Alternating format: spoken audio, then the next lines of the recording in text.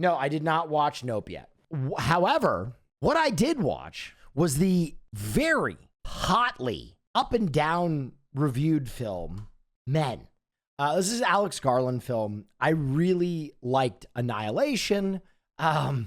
Interestingly enough, after making this film, Alex Garland came out and said, I don't know if I should direct any more movies, which I thought was a pretty insane statement, seeing as though he had made some movies I really enjoyed. Men is a doozy. I'll give this movie credit. There were times in this movie I was deeply unnerved. I think it succeeds as a horror movie, at least making you feel very uncomfortable. There were certain horror elements of it that I hadn't seen before. There were certain unique elements of this film, such as the one male actor playing almost every male character in the film, as you can see represented in this pub scene. All the men are played by this same actor, and he does an amazing job. I think that is one of the highlights of the film. I think his ability to chalk up and execute on so many unique characters within a 2-hour runtime was pretty incredible.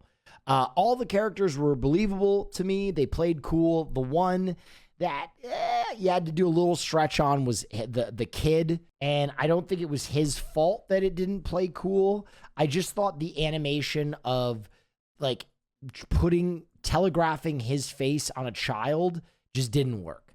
Like you can see right here that it kind of just looks like shit. It just kind of looks like a bad deep fake. It's a little too uncanny valley. It doesn't play cool. The character's super creepy though. Men is a very simple story in my opinion. They actually kind of give you the basis of the plot right here in the trailer. It is about this woman's guilt over the death of her shitty ex-husband who, may or may not have killed himself. It's never explicitly clear whether he takes his own life or whether it's a horrible accident. But he dies and she goes to this remote town to heal, and terror ensues. But let me say, Garland does some things that he's definitely pushing cinema, right? He wants to show you things on camera that you haven't seen before, and certain elements of that can be very scary. Those of you who have seen the movie, I think there's one scene with a mail slot in this movie that is terrifying. That is absolutely terrifying and well executed and sets up for a lot of like very graphic body horror in the latter 2/3 or the latter 1/3 of the film. There is another decision that Garland makes to show 4 back to back to back to back vaginal births. And I don't want to ruin anything, but I can't ruin anything because it doesn't really mean anything. Spoilers, what does it spoil? If you can explain to me why those vaginal births are in the movie, then I will concede that I spoiled something. But they seem kind of totally apropos of nothing.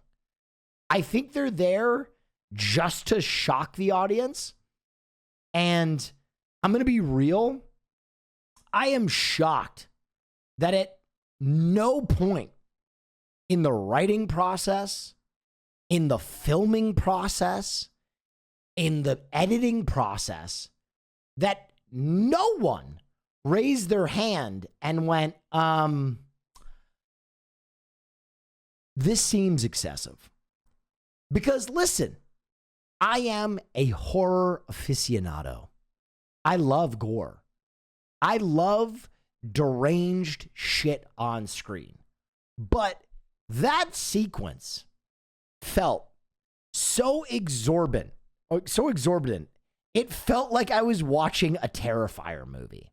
I don't know if you guys have ever seen the movie Terrifier with Art the Clown, but it essentially is deranged torture porn for the sake of being deranged, unhinged torture porn, right? And watching this long, drawn out vaginal birth after vaginal birth was just like, what? Huh? Like it was laughable. It honestly took me out of the movie so much that I was like, this is laughable. This isn't scary. It's just kind of funny. I get a little weary with films like this, and I expressed it in a way that made sense to me last night. I think I'm getting tired of filmmakers trying to convey very simple concepts, right? In this film, guilt, by making like Rube Goldberg style visual devices where nothing really means anything. You don't know if anything in the film is really happening. You don't know if it matters. It's like kind of a dreamscape. Men is a film that, in my opinion, it's neither art house postmodern, nor is it like theater film. It kind of lives in between, where it's like, oh, I get art house films, right? Just imagery for the sake of evoking feeling. It's like looking at a moving painting. It doesn't have to make sense. Cool. And then I get studio films, right? Oh, great. It's a ride. I'm on board. I'm having fun. But these films kind of try to do both, right? They cut an advertisement like the one we watched that is supposed to percolate the imaginations of general audiences, right?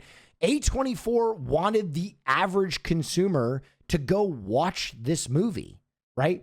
But the average consumer, when they sit their butts in a movie theater and watch this film, they're going to be like, what the fuck am I looking at?